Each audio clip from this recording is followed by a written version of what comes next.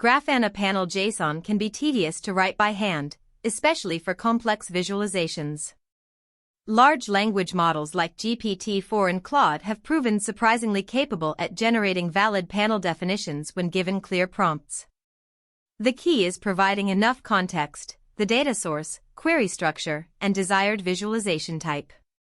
For example, asking for a time series panel with a specific threshold and legend format often yields usable JSON in one pass.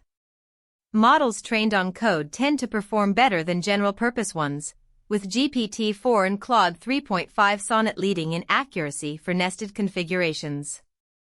However, validation is still essential, as AI can hallucinate field names or misalign units.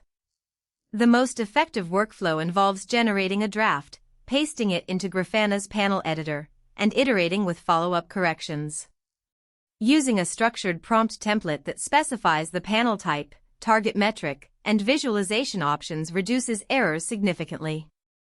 For teams managing many dashboards, AI-assisted generation can cut configuration time by half while maintaining consistency across panels. The takeaway is that AI won't replace human oversight, but it can handle the boilerplate so you can focus on the data story.